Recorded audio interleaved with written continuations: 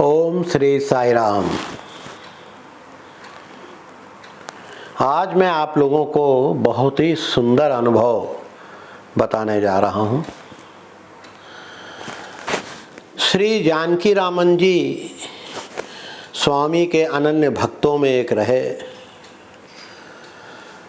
वही कानपुर के चकेरी साई समिति के संस्थापक रहे। वो बैचलर थे। एचएएल में, एयरफोर्स के बाद एचएएल में काम करते थे। उनके साथ उनकी माताजी थी और एक अविवाहित बड़ी बहन भी थी। सन 1995 में उनका देहांत हो गया। वे जीवन पर्यंत समिति का बहुत अच्छा संचालन करते रहे। कुछ वर्षों बाद उनकी माताजी का भी देहांत हो गया, लेकिन इस दौरान पूरी समिति वाले उनसे संबंध बिल्कुल घर की तरह रखते थे। वो लोग भी समिति से बहुत अच्छा संबंध रखते थे। फिर माताजी का जब देहांत हुआ तो उनके अंतिम संस्कार के लिए हम लोग गंगा जी के तट पर गए। वहाँ उनका अंतिम संस्कार चल रहा था।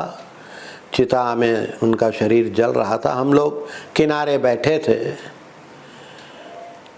काफ़ी सीनियर डिवोटीज सब बैठे थे और हम लोगों के साथ एक बड़ी बुरी हालत में एक कुत्ता भी बैठा हुआ था वहीं साथ में। और समय बिताने के लिए हम लोग कुछ चर्चा कर रहे थे।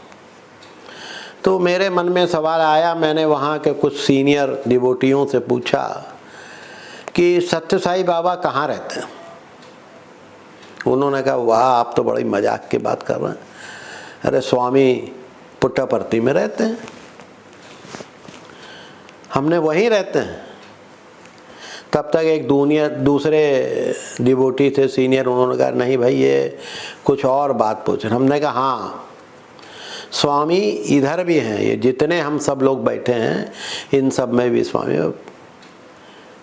बोले हाँ हाँ हाँ, सब बोले ठीक है। तो ऐसे ही बात आई गई हो गई और सब कार्यक्रम निपटने के बाद हम लोग सब अपने घर आ गए। हमने श्रीमती जी से भी बताया कि ऐसी एक चर्चा आज वहाँ हुई थी। उनको ये चर्चा कोई ज़्यादा पसंद नहीं आई। खैर, बात आई गई हो गई। उन्होंने कहा कि अब समिति के सब बड़े बड़े लोग क्या सोचेंगे आपके बारे में। हमने कहा, ऐसी कोई बात ही नहीं है। खैर, 2-3 सप्ताह बाद हम लोग पुट्टापर्थी गए। पुट्टापर्थी में कुछ दिन का निवास था हम लोगों का। 2-3 दिन बाद ही स्वामी का एक लेक्चर हुआ और उस भाषण के दौरान स्वामी ने एक उदाहरण दिया। उन्होंने कहा, I see dog as GOD God and you see dog as DOG dog. उन्होंने कहा, मैं कुत्ते को भगवान देखता हूं और तुम लोग कुत्ते को कुत्ता देखते हो। ये केवल नजरिया का फर्क है। अगर तुम अपना नजरिया बदल दो, तुम भी हमारी तरह देखना शुरू कर दो, तो सब जगह तुम्हें भी भगवान दिखाई देंगे। खैर, उनके भाषण से हमारी श्रीमती जी भी खुश हो गई। उन्होंने कहा, भाई ये तो बहुत अच्छा रहा, आपने कहा और आपकी बात का उन्होंने यहाँ अनुमोदन कर दिया। अब प्रभु से यही नम्र निवेदन है कि हम जीवन पर्यंत सब में GOD गॉड ही देखें और आनंद से अपना जीवन व्यतीत करें। ओम श्री साई राम।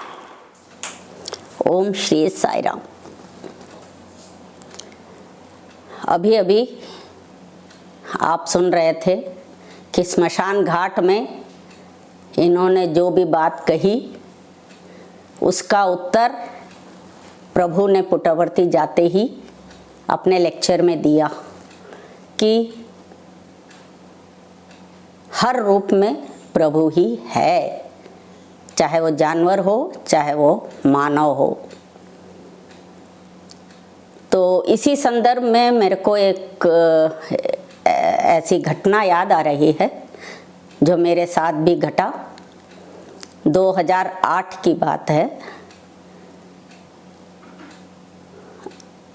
एक दिन सुबह मैं 2 रोटी लेकर, सामने गेट पर एक कुत्ता आता रहता था, उसको हम रोज ही कुछ न कुछ खिलाते थे। तो उस दिन भी जब रोटी का टुकड़ा डाल रही थी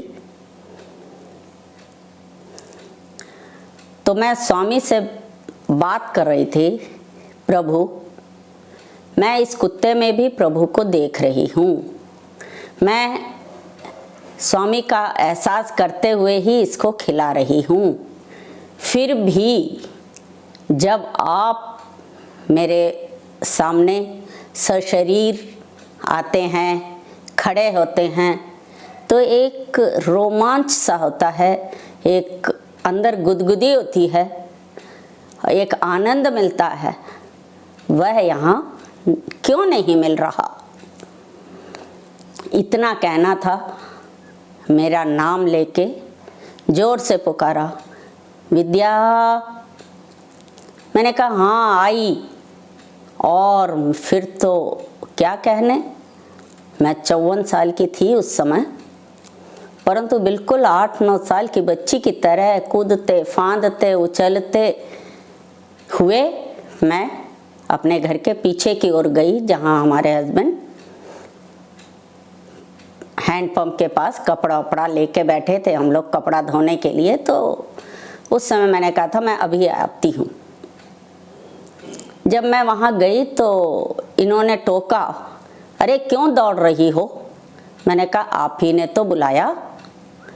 कहने लगे वाह, मैंने तो आवाज़ ही नहीं दी, अब कहने की आवश्यकता ही नहीं। मैंने यहाँ प्रश्न किया प्रभु से कि मेरे को कुछ रोमांच नहीं हो रहा, गुदगुदी नहीं हो रही, आनंद नहीं मिल रहा। प्रभु ने सब कुछ उसी क्षण दे दिया और उछलते कूदते फांदते आनंद में मैं उस दिन गई हूँ। वह क्षण मैं कभी भी भूल नहीं सकती। तो इस उदाहरण से हम लोगों को यही समझ में आता है कि प्रभु हर क्षण हमारे मन से निकली आवाज़ का उत्तर देने के लिए तैयार खड़े हैं, उसी क्षण वह उसका रिस्पॉन्स देते हैं। अब मैं एक दूसरा बहुत ही सुंदर है, सन 1999 में सेवा दल में हम गए थे, तीनों ही थे, मेरा बेटा भी था, हस्बैंड भी थे, मैं भी थी। हम लोगों ने उस समय यह मन हुआ कि मैं घर में एक लैंडलाइन फ़ोन लगवाऊं, पर एक यह भी विचार कौंध रहा था कि कहीं स्वामी जो हैं यह ना सोचें कि फिजूल खर्ची में यह पैसा लगा रही है, कोई आवश्यकता नहीं है, कहीं स्वामी को नाराज़गी ना हो, ऐसा भाव आया। तो मैंने एक पत्र लिखा। मैंने कहा स्वामी अगर आपने यह पत्र ले लिया, मैं इसी को आपका परमिशन समझूंगी और उसके बाद ही लैंडलाइन लगवाऊंगी, पर एक शर्त है। उसी पत्र में लिखा था मैंने, एक शर्त है कि आप ही उस फ़ोन से सबसे पहले बात करेंगे। और उन्होंने, जब हम पुट्टपर्ती गए उसी जून में, स्वामी ने वह पत्र ले लिया और वहाँ से आने के बाद मैंने टेलीफोन के लिए अप्लाई किया और 5-6 महीने उस समय लग गए। 23 जनवरी 2000 को इतवार का दिन था, तो हम अपने घर के लॉन में हल्का सा धूप में, सर्दी का दिन था तो धूप सेक रहे थे और सेकते सेकते वहीं नींद लग गई, हल्की सी झपकी भी आ गई, हम सो गए। और उसमें मेरे प्रभु ने दर्शन दिया, खूब इतनी निकटता से दर्शन हुए कि मैं रोने लग गई। और तो हमारे हस्बैंड भी चूंकि बगल में वो भी ऐसे ही लेटे हुए थे, तो उन्होंने कहा कि अरे उठो उठो, क्या हो गया? मैंने कहा कुछ नहीं, मेरे प्रभु आए तो यह खुशी के आंसू हैं। इतना कहकर बात खत्म हो गई। बस उसी के थोड़ी ही देर में हमारे घर में दरवाज़ा खटखटाया, गेट, और 2 आदमी टेलीफोन एक्सचेंज से आए थे और उन्होंने कहा कि आपके यहाँ अगले हफ्ते इतवार को हम लोग आके टेलीफोन का इंस्ट्रूमेंट लगा देंगे।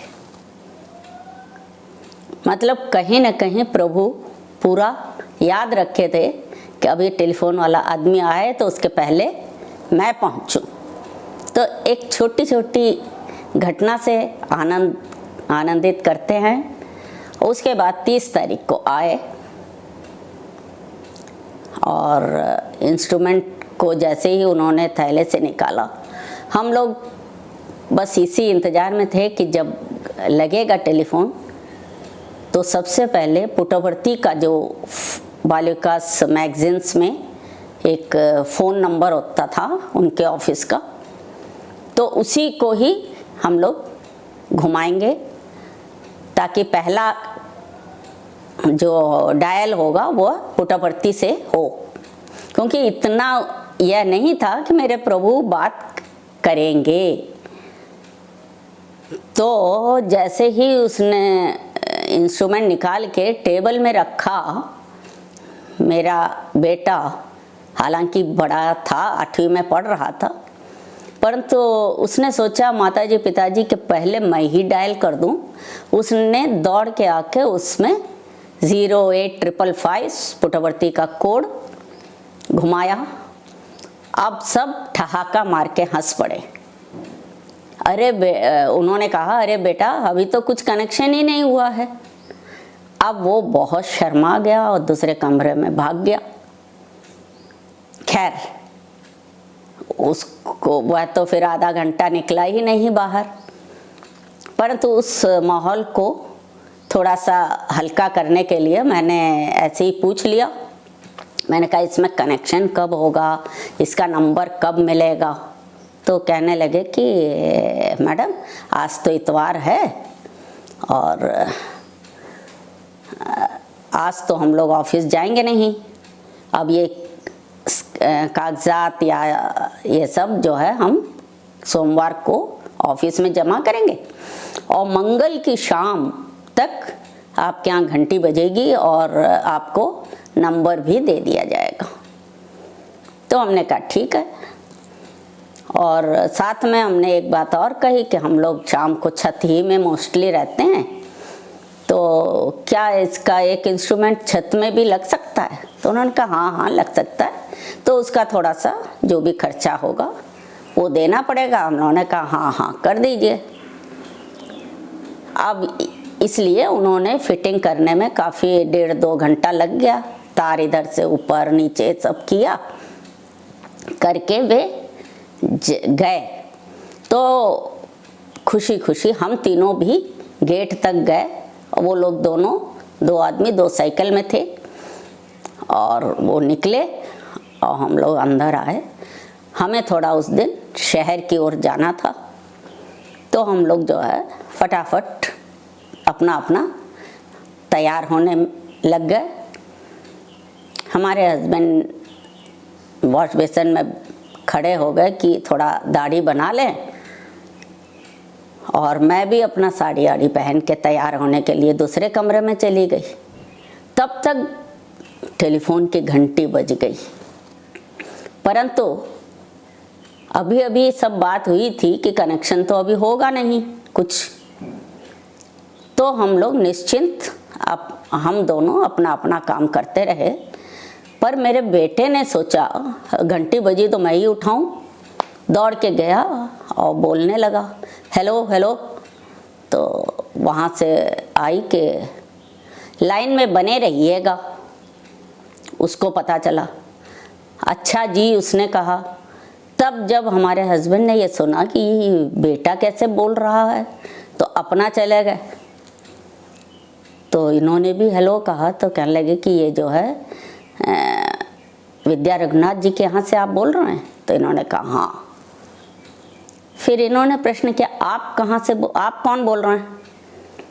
तो पहले तो वो थोड़ा सा हल्के से हंसे अरे अब रहने दो, बस आप पकड़े रहिए। अब ये पकड़े रहें और तब तक मैंने भी इनकी भी आवाज़ सुनी। मैंने कहा ये क्या हो रहा है, टेलीफोन में ये कैसे बोल रहे हैं?